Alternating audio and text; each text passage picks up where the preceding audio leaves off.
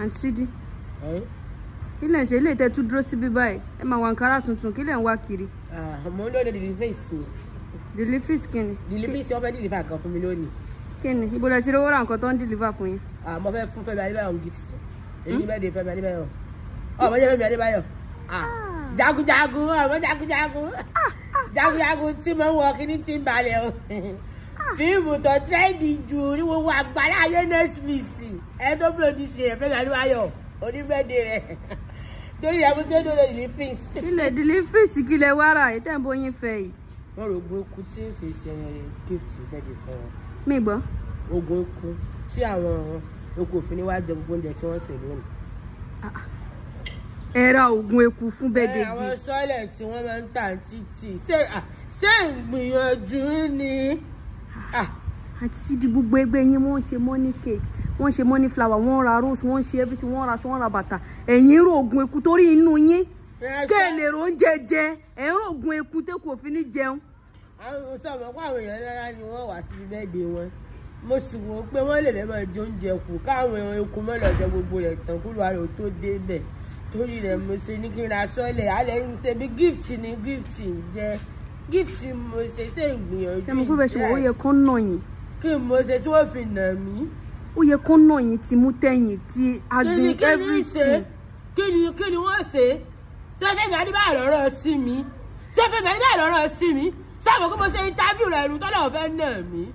Bàbá jagunjagun ló fíìmù ní á. Àbí bẹ́ẹ̀ dé gbọ́ lọ́dún kọ̀ọ̀kan pẹ́ láyé kọ́ dàgbà kó dògbò. Tó bá rí mi ń tàtọ̀ sí ẹni à ló ń nà pa ni. Ẹ mọ̀ nǹkan tó ṣẹlẹ̀. Mo mọ ibi tí wọ́n ti fẹ́ ṣe bẹ̀rẹ̀ ṣé máa já lọ sídà ẹ máa lè sọ fún wọn báyẹn, ẹ máa lè wish wọn báyẹn lójú wọn. Ọmọ burú jagunjagun orí ti ń pa ẹ̀ ṣe ó wíkẹ́ẹ̀dì kan ṣe wíkẹ̀ mọ́.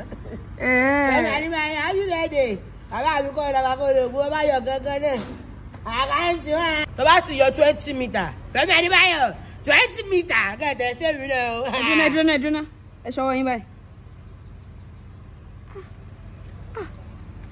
Kí mo wò lọ́wọ́ yín? Ríǹgì kẹ́mi tí kò lélẹ̀. Ẹ̀yin náà ni. Ẹ tútù mọ́lẹ̀. Mo jí ni àwọn olórí búbọ̀dà Julius. Ṣé èmi ni kọ́ ni wọ́n yẹ kí wọ́n fún ríǹgì kan lọ fún kẹ́mítì? Kí ni yún? Mo sì dáṣe mo sì ti jú ríǹgì mo sì gbé. Ẹni sùúrù kẹ́ tó máa fẹ̀ fún ẹni sùúrù. Ṣé bẹ́ẹ̀ ṣe wà yìí? Ṣé tí bọ̀dà Julius náà bá fún yín ríǹgì ṣé máa tẹ́wọ́ gbà ni? Kí tí ò ní gbà? Irú yìí náà fẹ́ ríǹgì. Ṣé èmi mọ̀ tọ́jú bọ̀dà Julius láti jẹjẹ? Pẹ̀lú àwọn ráìsì àjẹkù tẹ́ ń gbé kiri, pẹ̀lú kéèké lẹ́bà yín tẹ́ ń rú kiri. Ẹ̀yin tẹ́ fi mú orí rẹ̀, ẹ̀yin mú orí sẹ̀, ẹ láì mú orí ní mi bẹ́ẹ̀ náà bímọ. Ṣé ẹ lè gbàdúrà kọ́ ọmọ yín máa ń gbé gbogbo oúnjẹ ọ̀gá rẹ̀ fún yàn kan kó wọ́n fẹ́ lóbìnrin? Ebe yìí náà ń jí ni, ebe ń jí ni. Ó lè lẹ́yìn náà, mọ̀mọ́ náà bọ̀dà Julius lọ́rọ̀ yín wá. Nígbà tẹ́ ti gbé kámẹ́rà síwájú mo ti wò kó lórí ibú nìyí.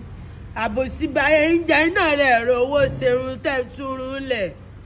Àwọn olóòsì. A rí lára yín ẹ̀yin tẹ́ ṣe irun náà gbogbo ẹ̀ ló ti tú lẹ́nu yẹn. Yìí sì sọ fún Fẹ́mi Adébáyọ̀ kún mọ́ jẹ ẹ̀wọ̀ bẹ́ẹ̀ dè wọ́n ẹ̀yin olóòsì àdàdà wọ́n ṣe rí àdàdà tí ó lè ọmọ lè mọ̀lẹ́ ṣàwíṣẹ́ ń tẹ́ máa wíṣì. Happy birthday Fẹ́mi Adébáyọ̀ ọ̀gá mi yín gbọ́ kú yín ẹ̀yà kò gbọ́ kú yín ọmọ bá yọ kankan. Ẹ̀rọ agbẹ́rìndì ẹ sókè ẹ̀yin kọ́ lẹ ní ẹ̀rọ agbẹ́ sókè. Ẹ pa sí. Ẹ̀yin kò parẹ́.